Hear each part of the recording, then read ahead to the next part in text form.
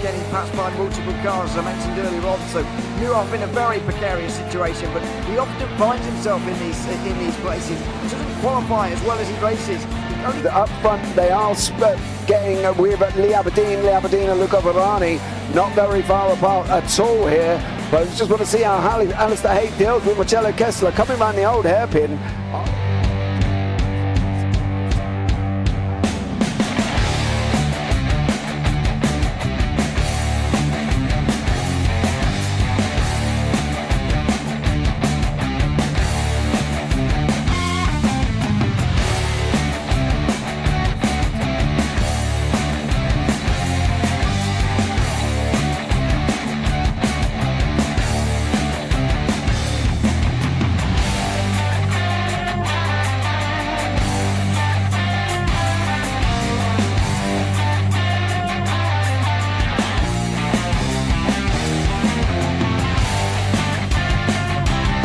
I would say it's not the best decision they've ever made, just not having done that under the safety car, really. Yeah, they're taking their pit stop strategies from Ferrari lately or something. What's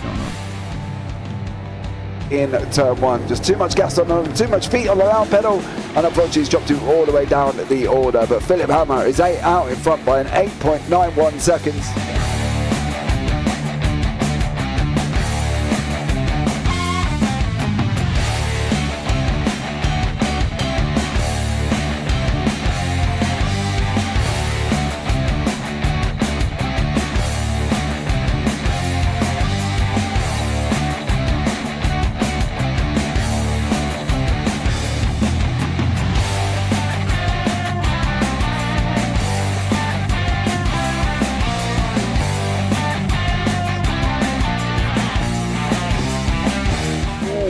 Dan Michael is a wall there, sir. And it definitely doesn't want to be hitting that earlier on as well. Difficult, the understeer is in the dirty air through that final corner because it's such a long corner and you get dragged off into the grass very easily. He'll have the slipstream down towards the chicane. Peterson was briefly alongside, but that slipstream has saved him and kept him in third. Yeah, Varani now lost a little bit of time to Aberdeen, about half a second. Peterson is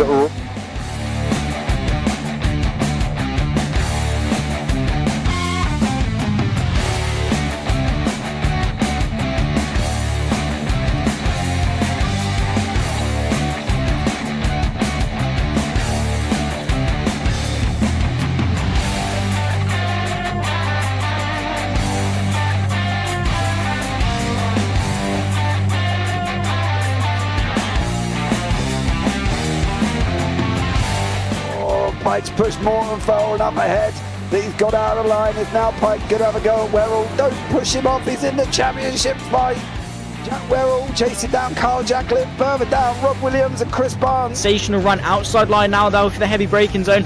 Around the outside goes the Audi R8. Look how much Miller's come back into play. Exactly. Miller's still start dropping. He's not on second and change. All of a sudden, Miller's back in play.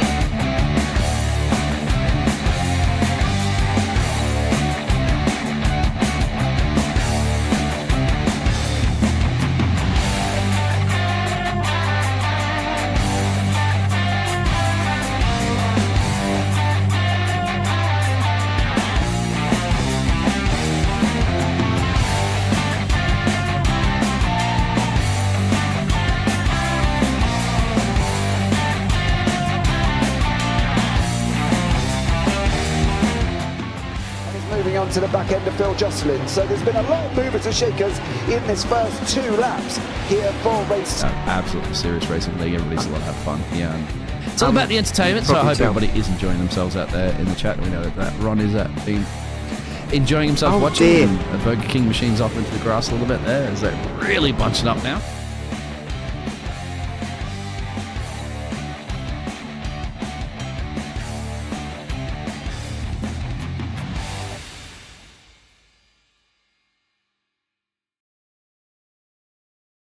Hello everybody and welcome back to the Tail Racing Ring Runners here for round 10. It's the business end of the season with just one more round to go after this one until we know the name of our champion. It's the Super Formula Lights this time round, ready for another 4 laps of racing on the longest combination of this circuit that we have. Over 25 kilometres around here, but should be eaten up very quickly indeed by these Super Formula lights. Just over 8 minutes or so, just around 8 minutes, the best time in the qualifying session. It's myself, Ewan, and James Parfitt, along with you for this round of the championship with our finale. If you're watching this as it's coming out, the finale later on here today. It is good to be back on this series, and an interesting selection of car. We haven't had an open wheeler since the start of July when we had the Pro Mazda. It's only a couple of weeks after another open wheeler. It's been a little while, but glad to see the Super Formula Lights getting a little bit of a run out here, and hopefully this car will provide some good racing on the Nordschleife in the next 4 laps. Yeah, it should do. It'll be. I think it's going to be amazing. I think this is the fastest car they've had, right? And I think this is going to really show and test these people's skills. These drivers' skills are going to be tested to the max with open wheelers. But there's the grid. Let's have a look at the grid with the starting procedure just beginning. Rick Putnam is on the front ahead of Jason Hightower, 1.4 seconds behind pole position. Corey Stas and Dean Diltz are on the second row with Scott Sadler and Matt Green next. Then it's Patrick Massai in 7th, ahead of Dave Hernandez. AJ Condon is the final driver to have a time, although that's not representative, I wouldn't have thought. Championship leader Evan Krutwald is only in 10th place ahead of Dan Kosick, with Benjamin Lamberton and Jamie Bender rounding out the 13 on the grid. Coming into this race, by the way, we've got a 26-point lead for Evan Krutwald in the championship. Corey Stas is in 2nd, but he only has 4 points over 6th place. It's a very, very close championship situation, but with only 20 points available for a win, and of course the last week not able to be dropped by these drivers, they're going to need to be within 20 points of Evan Krutwald to have a chance of winning this championship. That means that the likes of Corey Stas, Jason Hightower, who are here today, will have to do well, gain some points on the championship leader, and then maybe they'll have a chance to take the championship away in the final round later on. Yeah, Evan's been Mr. Consistent, hasn't he? Let's be real about it. He has done a stellar job. He's only missed the podium once in the GT4s, and he has been absolutely exceptional. There isn't words for him. He's kept it on track, which a lot of people haven't managed to do throughout this series. So I'm going to be interested to see how he gets on with these Super Formula Lights. He is towards the back in 10th place. I'm not saying that that's a bad thing. I have sat and watched practice. There's been a few spinners at certain parts of the circuit as well, so that's going to be an interesting one. I'm hoping they're going to keep these cars off the curbs though once they go into that Nordschleife for a section itself here, Ewan. Otherwise, it could be very, very interesting. Yeah, Jason Hightower, by the way, and also Corey Stas are both going to need to pretty much win this race if they want to be anywhere near Evan Krutwald by the end of the day and have a chance of winning in the final week, which cannot be dropped. So all of the championship contenders are going to have to be there. You will lose a lot of points otherwise. You get 3 drop weeks throughout the other rounds of the championship, which means effectively 1 in every 3 rounds you can take a drop week, which just helps a little bit for those who can't be here every week. Into the final couple of corners we go then in these Super Formula Lights. It's going to be fast and furious here today with just 8 minutes per lap and an open wheel adventure for the first time in quite a few weeks here for the Tail Racing Ring Runners 2024 Season 3. Into the final couple of corners, the rather large, compared to these cars anyway, pace truck pulls into pit lane. You can almost go straight under it in one of these, if you could hit it, that is. Anyway, out of the final corner they go, and now it's over to Rick Putnam, who's in control of the field, the pole sitter for round 10, ready to get us going here at the Nordschleife for the penultimate time this season. A very slow run up towards the line as Rick Putnam keeps everybody waiting, still waiting. Jason Hightower looking to try and jump the start, and there goes the green flag. Finally, they all fan out 3 and 4 wide in the background. Down in towards turn 1 for the first time. Rick Putnam holding the inside with Jason Hightower trying to work his way around the outside. That's not quite going to work. He'll get single file in with the others. Dean Diltz and Corey Stas go side by side for 3rd place behind. Yeah, the guy's got a great start. Hightower's just now taking the lead over Putnam here. He's sitting in that top spot. Dean Dills managed to get into third, up one over Corey Stas, who's down one position, with Matt Green up another one right behind him as well. This is going to be very, very interesting, as you say, very fast, very frantic, very exciting. I've been looking forward to this round all season. Super Formulas at Nords. Well, we're going to find out how they get on as they're on that run down into Dunlop Curve. It's the longest version of this circuit we've seen for 4 weeks as well, since we had the Radicals out there on the circuit. And Hightower goes wide after taking the lead away from Rick Putnam. He's gone wide, and the pole sitter returns back to first position. A couple of lead changes already, and we're not even off the Grand Prix circuit for the first time. On the way towards the left-hander they go. Another bit of defending from Putnam, who goes wide himself. Hightower goes wide as he goes through. Dean Dilts moves up to second place. Corey Stas up to third. The pole sitter with a catastrophic error. Yeah, Putnam just got it all wrong, didn't he? Literally got it all wrong, and Hightower managed to get the car stopped. But I can tell you one thing, Putnam was very, very close. Dean Dilts now taking the lead here, coming into the Nords itself. How is this one going to work out? They can't go too wide in these cars, and if they make contact like they have in the other cars this season, oh, he's up in the... Oh no! What a huge accident for Dean Dilts as he cartwheels again and again down the road. Just at the Sabine Spitz curvy, lays to rest. Goodness me! What a huge accident. And in the background as well, we've got Rick Putnam still trying to get himself going. Jamie Bender has spun in sympathy. Oh, just as you were saying about contact, and they've made the most catastrophic bit of contact they've ever seen. Oh, that was terrible, I'm afraid, for the two leaders. Jason Hightower still third, by the way. Rick Putnam down to 12th. Dean Dilts back down to pit lane. What a disaster for him. Oh, dearie me, that couldn't have been any more coincidental, even if I wanted it to be. Right at the moment where I said about making contact, and Dean Dilts goes for a fly. We will have a look back at that one at the end of the broadcast. Scott Sadler is there as well. He's got Evan Crautfield right in front of him there on the run down into Arenberg. But Corey Stas, he's been given an absolute diamond opportunity here. He can just go and cruise now, really, in conjunction, because he's got Matt Green coming in right behind him here, and I want to see how they get through in Arenberg. I think everybody, big lock up there for a couple of cars. I think there was Hightower in front, but I believe everybody else should make it through, and they do make it through. But boy, oh boy, Dean Dills is going to be absolutely gutted about the fact he's just flown. I will say one thing, if he's in VR, good luck on that one. Benjamin Lambert and Dan Cosick here, they could have picked separate liveries. That's not going to be too confusing for us at all.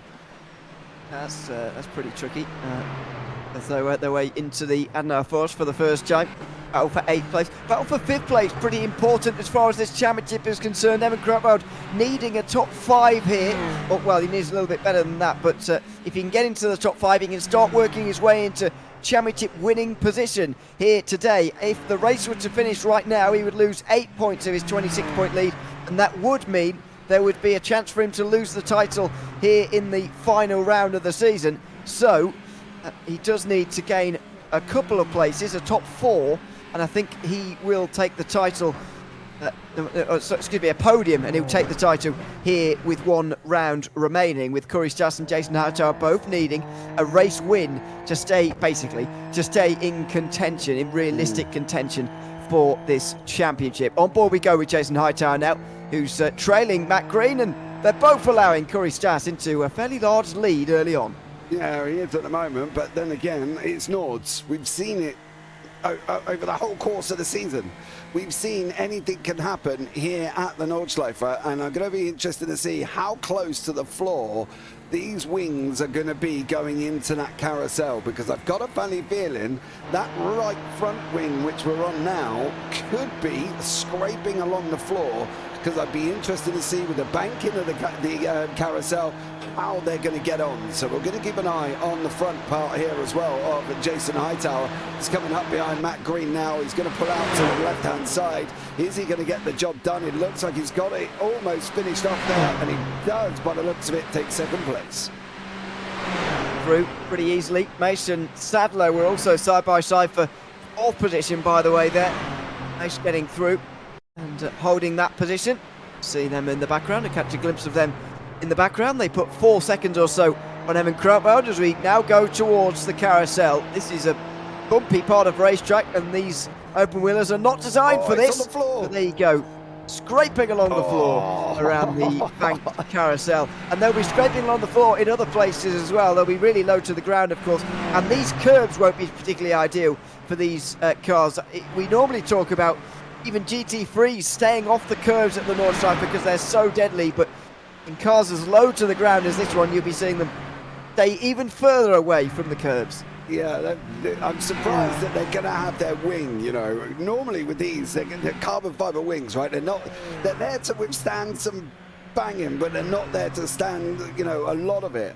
And I was just, with the carousel, you can see that the wing was on the floor and it was scraping. I'm just wondering if at any point they're going to go round there and somebody's wing's going to come. Oh, Sadler, nearly got it all wrong. Somebody's wing's going to pop off after hitting a bump or something going around the carousel because, well, as we know, with the game physics itself, anything could literally happen here, but it's going to be interesting to see. Kuristas on his way down through Flats Garden into the Klein's carousel very, very shortly as well. Be interesting to see what speeds they can get as they go down the dot in the hole. Yep, will, especially in the slipstream, if anybody is still in the slipstream by the end of this opening lap. We've only got a couple of gaps below a second now. The top 5 battles were sorted out. Kuristas is just doing a good job here. He's only been on the podium a couple of times this season, but he's been very consistent over the course of the rounds. He's one of the few drivers to have made it at every round so far, or at least started every round and scored some points within it. The only other driver to do that is, of course, Ewan Crutchfield, who is yet to finish outside of the top 5. Well, right now, he is outside of the top 5, and so the gap between the two, I think, would be 19 points between Ewan Crutchfield and Kuristas. As down the straight they go. Matt Green, not quite close enough, I don't think, for slipstream. He's just about a second behind. There's going to be a big amount of slipstream going on back here, though. The luminous blue of Kosick and Lamberton are both going to be drafting off of each other here, and Hernandez is going to get overtaken by both. Oh, yeah, it's too strong. You know, you can see he's literally, Hernandez doing, well, 145, it says. The guys in front are nearly topping 160. That's a 15-mile-an-hour difference in the draft. That is huge. I've seen it 3-4 miles an hour, Ewan, but I've never seen it that much of the draft there. I don't know if Hernandez has got, he must have a problem. Surely it can't be that, he can't be that fast. He can't. Well, oh, he can't be that slow. Sorry. Look at it. Hernandez can't be that slow. Yeah. I don't really know what's gone on there. It's almost as if he's not able to access 6th gear for some reason. He is clearly, based on our graphics there. Anyway, is Dave Hernandez. But anyway, that was weird. Into the pit lane for Rick Putnam as well. The race pole sitter just made his way down into pit lane. AJ Condon has also made his way down into pit lane. He made it most of the way around that opening lap, but unfortunately had to pit along with Dean Diltz, who's also been in there for now nearly 7 minutes. It's been a very, very long time. Oh dear, look at that. Was that somebody going the wrong way? Or was that? Was that AJ Condon? Oh dearie me. He's just got a Formula Ford going on at the moment, which is his main problem. No front wing, no rear wing. We'll have a look back at that at the end, I think, for AJ. See what went on there. So, replays to look forward to already here. Only a lap into the race, so 3 more to go. But as I mentioned, just over 8 minutes a lap. It's going to be fast and furious here today because of the speed of these cars.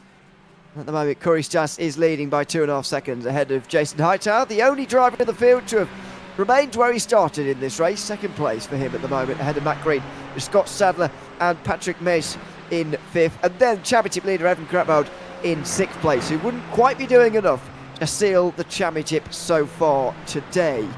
Still a long way to go, though, and still, as we've seen in the opening lap, still a lot can change in the remaining 3 laps of this race.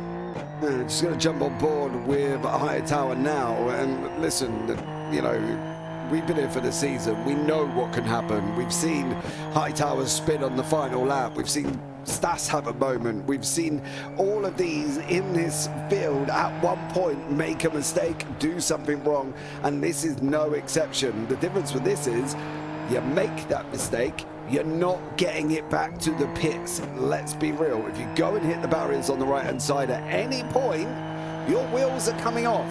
So it's going to be interesting to see for these guys how they manage to keep hold of these cars and whether or not they can get them to the end. I think that was probably the main challenge of today.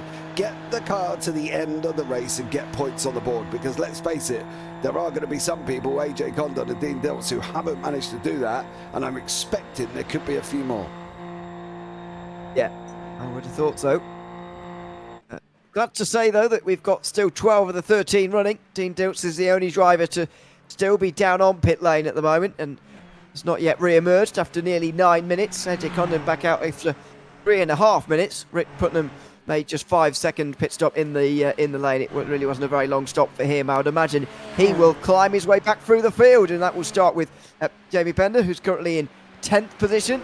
Although then there's a much bigger gap to the rest of the top 10. There is Jamie Bender in the Red Bull livery, which every car seems to have in lower Formula racing for whatever reason. They all look like that. As long as he doesn't think he's Max, as long as he doesn't think he's Max Verstappen. I'm trying to see his number. He is number 17. That doesn't work. No, it doesn't work. It's interesting. The first rule of officials is normally you stay away from the people with Red Bull liveries. Partly due to the fact that they do somewhat think they're Max Verstappen and send it up the inside like an absolute trooper. So for Jamie Bender, he was caught up in the incident right at the beginning, so we will have a look back at how he got that. And I'm sure he probably, by the looks of it, had nothing to do with it, because the accident was in front of him and he arrived on the scene with probably nowhere to go. So I'm sure the stay away from the Red Bull official drivers isn't, doesn't really sit with Jamie Bender. I don't think it was his own mistake there, but we'll have a look back and see at the end, and making sure that I haven't just bigged him up, but it was his mistake coming into that first corner. We'll find out later. We should have been slating him. We'll check that. Let's not do that too much, because I couldn't take a Super Formula around here. I don't know about you. No, I know what you mean. Yeah, it's very tricky indeed.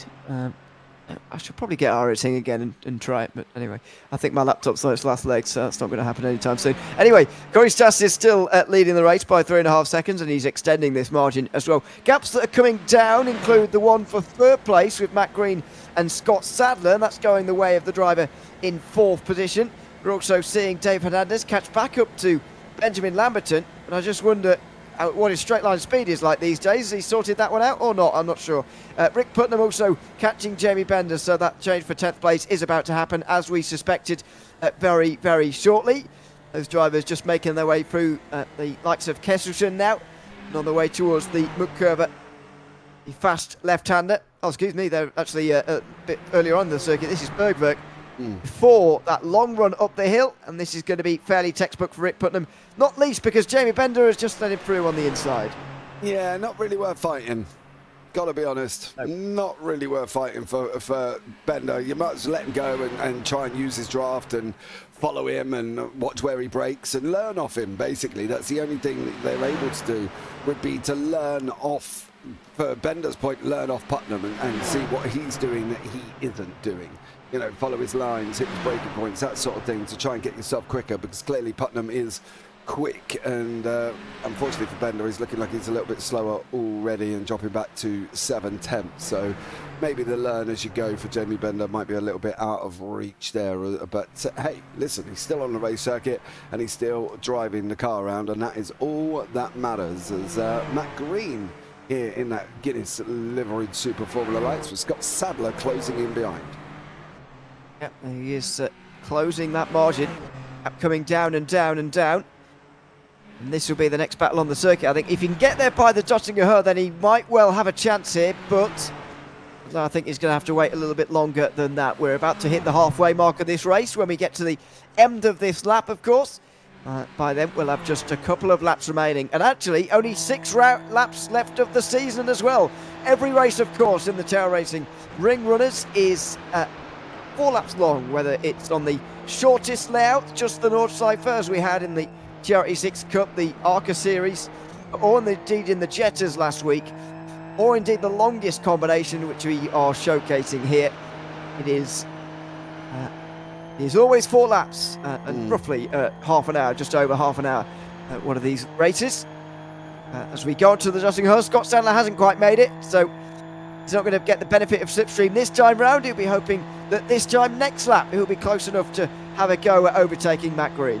Yeah, he's been closing in on him, so he's 1.5 at the moment. I think it's just outside 1 that they start really kind of picking it up.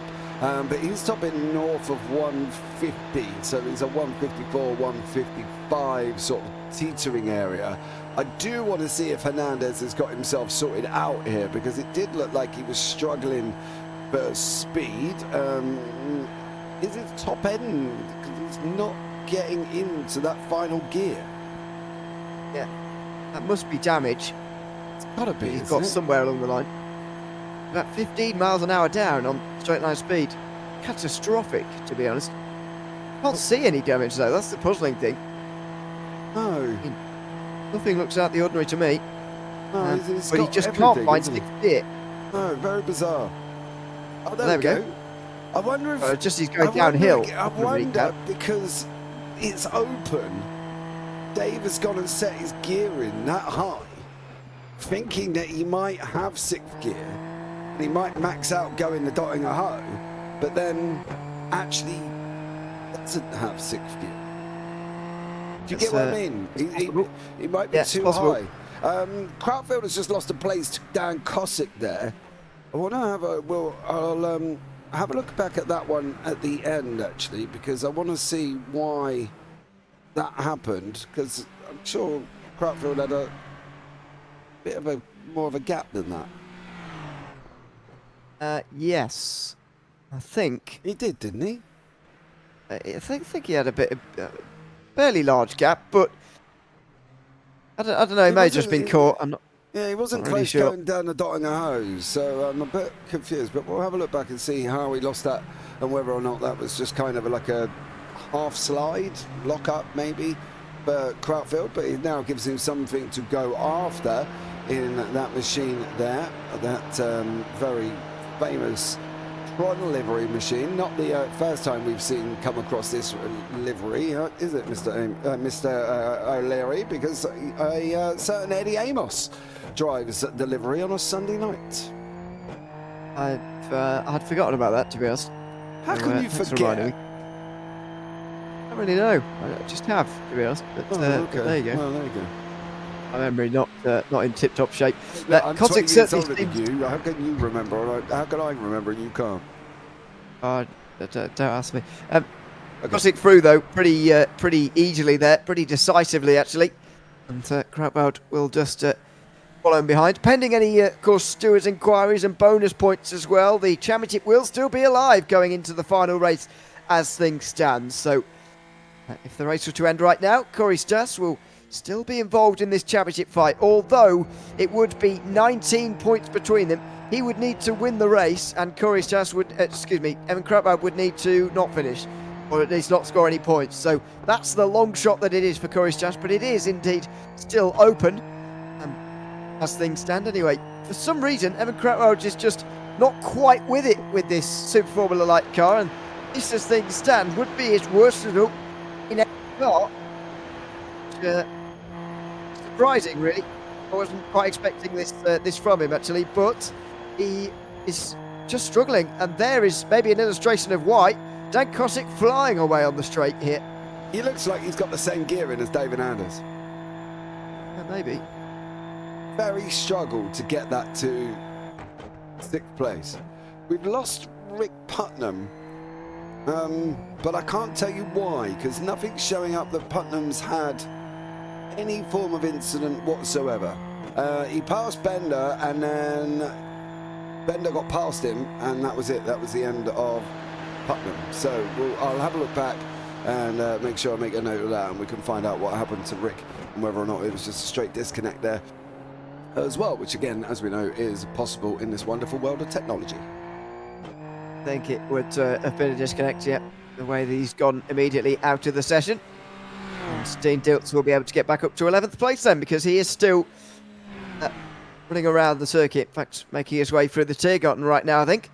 Might just be about to make that place at 11th. Yeah, just coming or has over he got the another line. lap to go? Yeah, just coming over the line. He's got another lap to go. Putnam completed 1.6. Oh, that's bizarre, considering Putnam's done 1.79 laps. Oh, Dean has just done 2.0 laps. So, yeah, Mr. Dills finds himself up a position. Matt Green still got Scott Sadler closing in. Sadler's gap now teetering around about that 1.61 and 1.5 second mark here, and it has been for the first half of this lap. It's not really come down. He pulled up 3 tenths going round Bergwerk there as well, so he should hopefully be close to going onto the dot in the hole this time than he was on the last lap.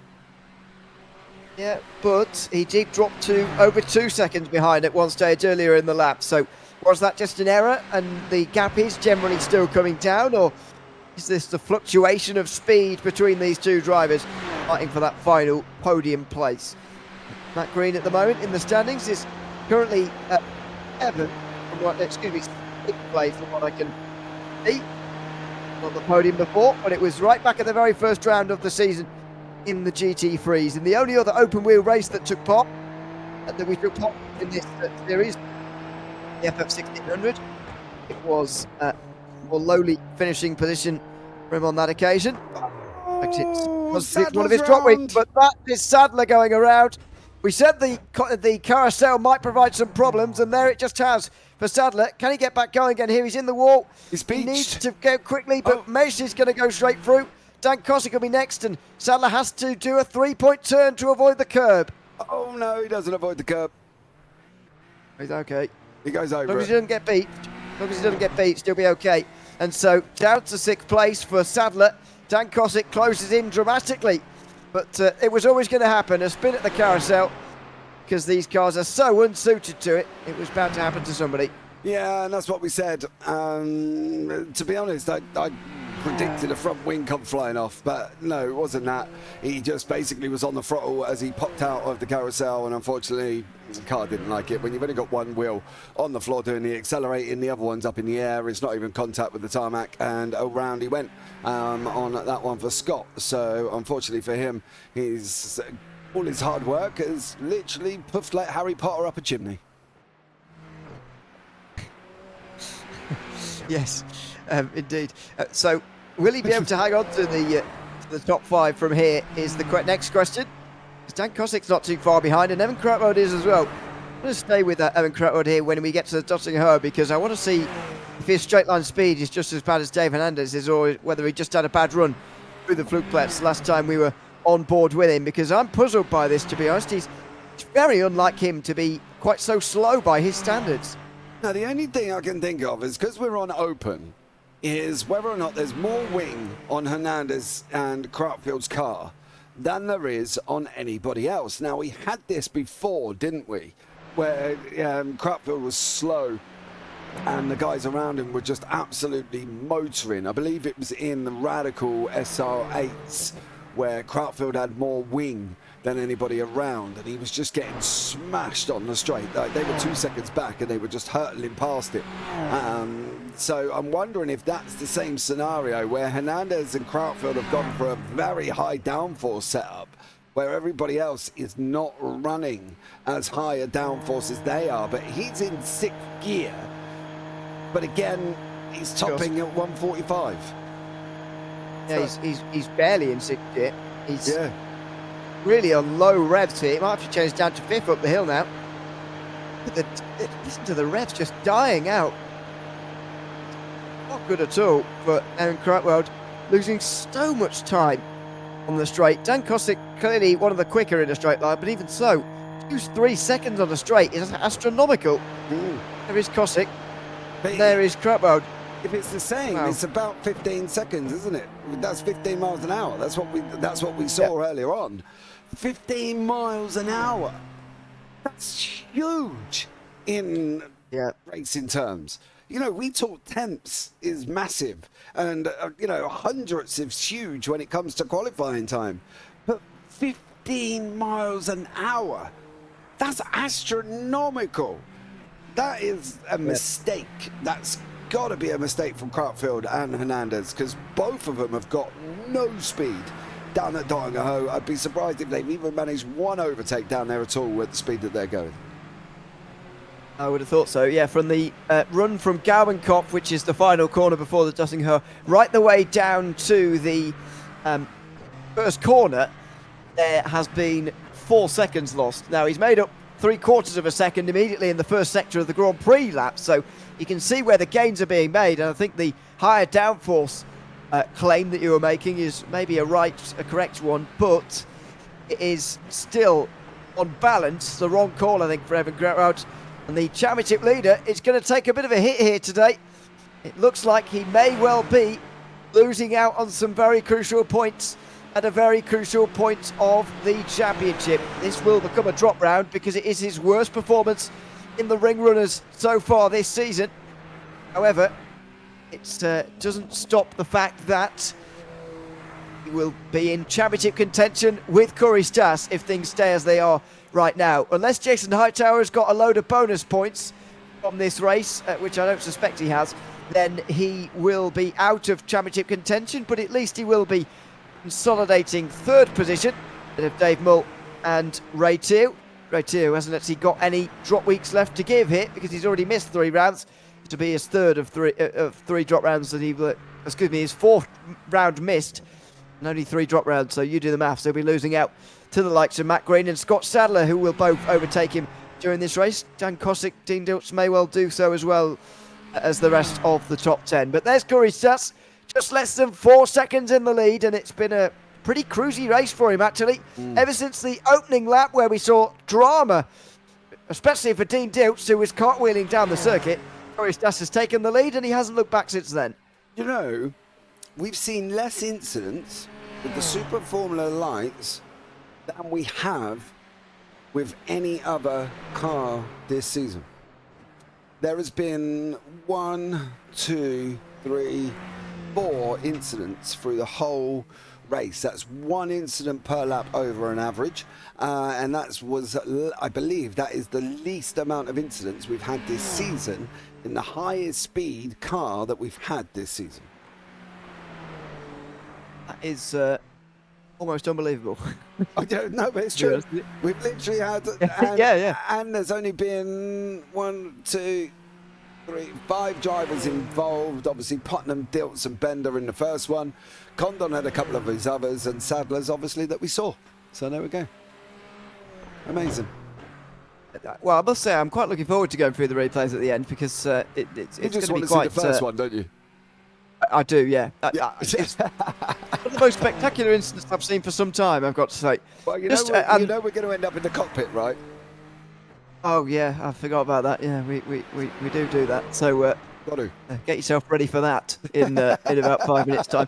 But yeah, it was quite dramatic. The comedic timing of you saying people shouldn't be making contact or whatever you were saying at the time, and then they did exactly the opposite of what you were just saying as you were saying. It was quite hilarious, actually, but I'm sure Dean Diltz etc. didn't find it quite so funny, or won't find it quite so funny after the fact. Backlash they have coming in the Discord after they've watched this later. They'll be like, oh, right, James, really? Well, it's a good job we don't do it live because they've had a week to heal from these incidents. Either it will resurface the same emotions, or they'll just sort of laugh it off afterwards. I'm hoping it's the second one after a week has passed, but let's wait and see on that front when everybody watches. Of course, if you are watching this live as it is released in the evening, we're only a few hours away from the final race of the season. Of course, we don't know where the race is going to be. Sorry, we don't know what car the race is going to be in.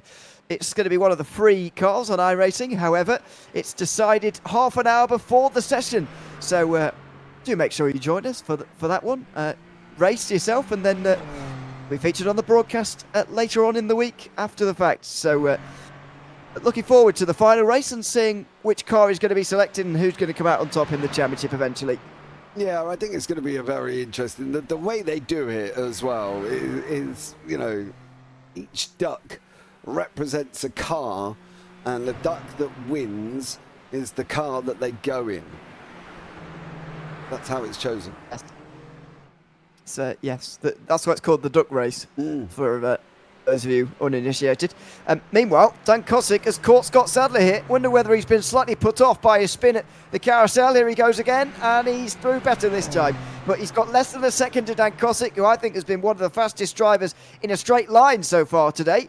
That's going to provide some concern for Scott Sadler, who will need to use this final section of corners to stretch out a margin that he can hold on to down the final straight. Yeah, he needs to sort of be a little bit closer. I said it's about a second that he roughly needs to get in before he'll start feeling not the full force of the draft, but it will start feeling the draft and closing in, and then once he gets below that, he'll start feeling a lot more. However, losing 6/10 over the last few corners is not going to do him any good when he comes on to the Dottinger as Corey Stas is just on his way through Client's Carousel and up through Galgenkopf. There he is, literally there. So yeah, he needs to be a little bit, well, a lot closer now, because for some reason he has just lost nearly a second. And there's no reason why. Lamberton. Looks like his teammate Lamberton's been off. Oh dear. Oh, he has been off on the final lap. That's a real shame for him. He was running well, actually, but that's a real shame to finish off for Lamberton, who will join Putnam and Condon in the pit lane at the end. Well, Corey Stas here is getting caught by Jason Hightower. It's only 2.5 seconds between the two leaders. Despite bleeding nearly half of his lead advantage on this final lap, it looks like he is going to win round 10 here, Corey Stas, as he makes his way now into the Tiergarten for the final time. Corey Stas has only first been on the podium in the GT4 round of this championship back at round 6, but since then it's been 3 podiums in 5 rounds, and most importantly, his first race win of the season. And round 10 of the Tail Racing Ring Runners goes to Corey Stas as he weaves over the line and importantly takes a full 23 points towards his championship charge, keeping the title fight alive into the final race. Jason Hightower eliminated with this result as he finishes in 2nd position. That will guarantee him 3rd in the championship pretty much. Matt Green will move up ahead of Ray 2 and Dave Mull. I should do anyway with that result, but certainly move near them with that 3rd place. Patrick Misch rolls over the line in 4th, just ahead of Scott Sadler, who does hold on from Dan Kosick, but I think the fact that he did so well in that final sector, pulled such a margin over Kosick, possibly saved his top 5 finish. Yeah, you're not wrong. You're not wrong. I think there was a massive speed difference. You see, Kosick was 2.6 going on to Galgenkopf, and the Dottinger now down to 1.3 as he comes over the line. So there was Krautfield and Hernandez. They might be kicking themselves. That high downforce cost them massively going down that long Dottinger as well. Some 17, I believe it's 1,700 meters of racetrack is what we found out, didn't we? I'm doing some research on that Dottinger as well. But Hernandez does manage to get it to the end at least. He's come over the line, I suppose, unlike 3 others there, which we will have a look through as well. One, Mr. Jamie Bender. We're going to have a look back and see what happened to Rick Putnam. I believe he just kind of puffed into darkness. He literally just disappeared off the race circuit for Rick as Bender comes down into Tiergarten. Yep, so that'll be 9th place for Jamie Bender at the end of this race. Hasn't been at very many of the rounds so far this season, from what I can see. It's down in 27th in the standings. Wasn't able to be at any of the first 3 rounds, but has been with us since. Completes another race here in the Ring Runners in 9th position. So, as everybody's confirmed in the position, we'll continue to watch Dean Dilts, but while that's going on, we'll talk a little bit about the new championship situation, which has lost Evan Krautwoud the lead. He was, of course, ahead of the rest at the start of the previous, or this previous round, by quite some distance.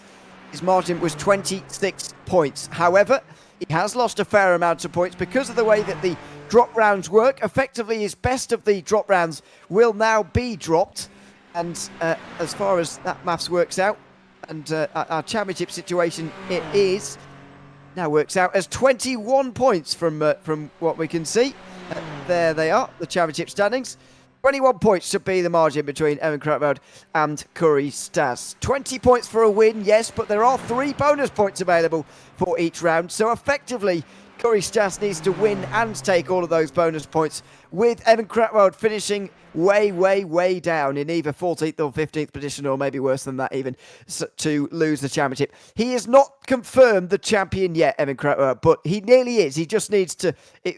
What it would take for him to lose this championship would be his worst result by quite some distance. Oh, yeah, absolutely. He would need to be out, basically. And there needs to be a full grid of all of these cars that have taken part in this championship this season, and he needs to be at the bottom. So, you know, look, let's see how he gets on and whether or not that's likely to happen. But you can see all the way down to top 20, Connor Acatella, again, has not been at many races here. And Kratfield is still leading the way. So it'll be interesting to see how he gets on and whether or not he's going to be able to wrap it up in the Duck Week, of course, which we will find out.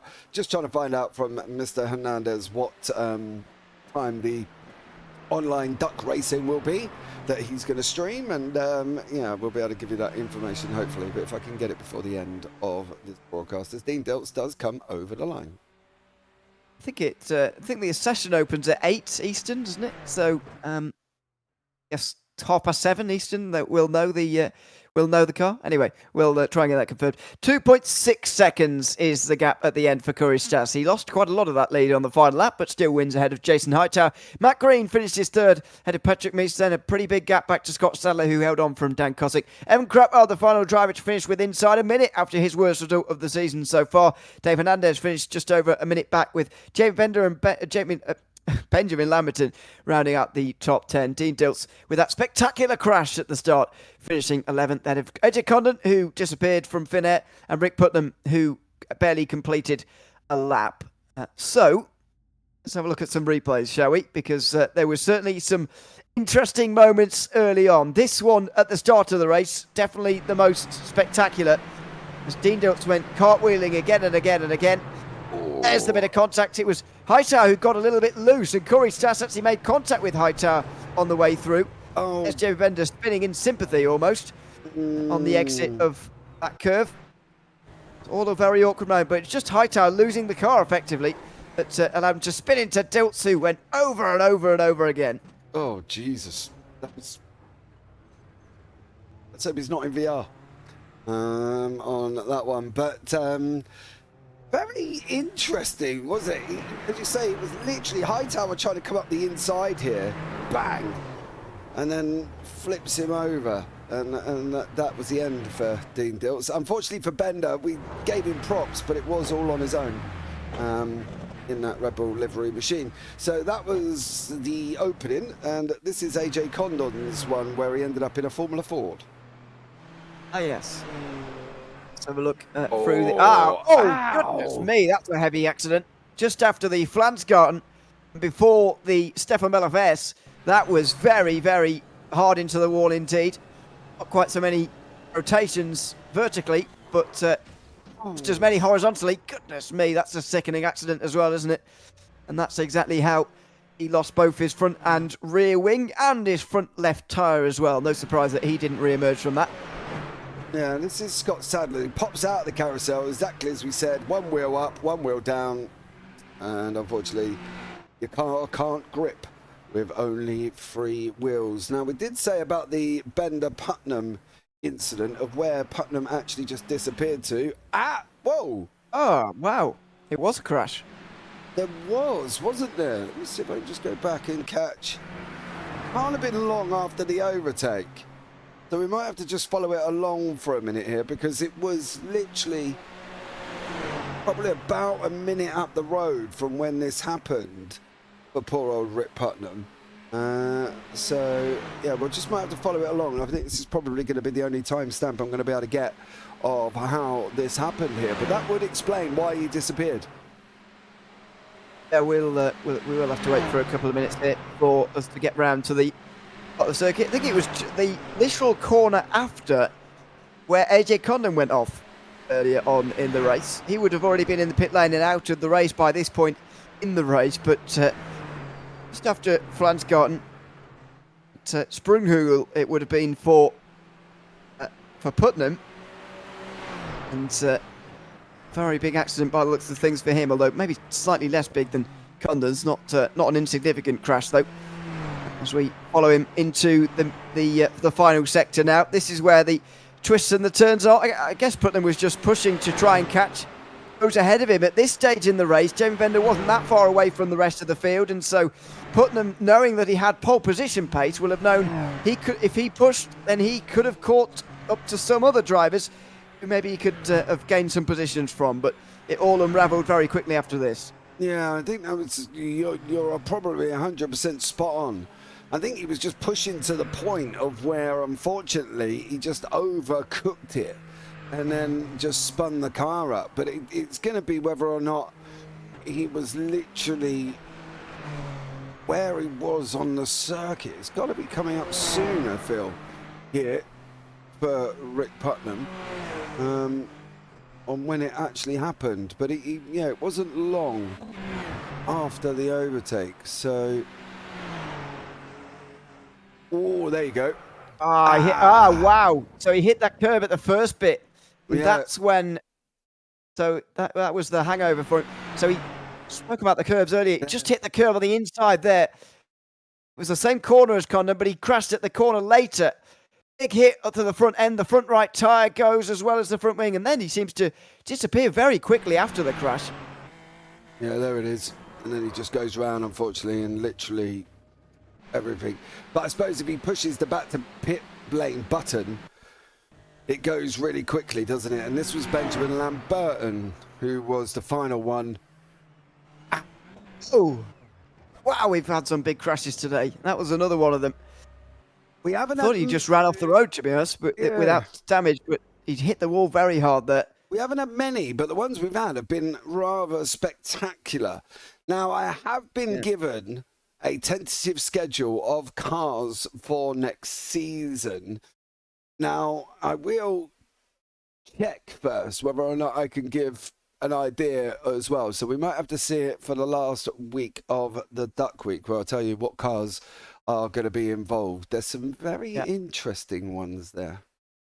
I think it's probably best to wait for next week as we wrap up the season, and then we can tell you about what's coming up next season, because it's a fantastic series. It's the Tail Racing Ring Runners here, 4 laps per night on different combinations of the North Cypher in a load of different cars, and always fantastic racing. This has been the second open wheel round of the season after the FF1600 back at round 2. That was won by Pat Labrosse all those weeks ago in the middle of June.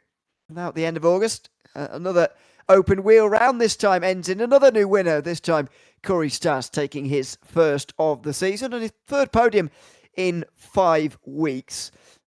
So I think that's pretty much it for us today, James. A good race generally, and a championship still just about on the line going into Duck Week later today.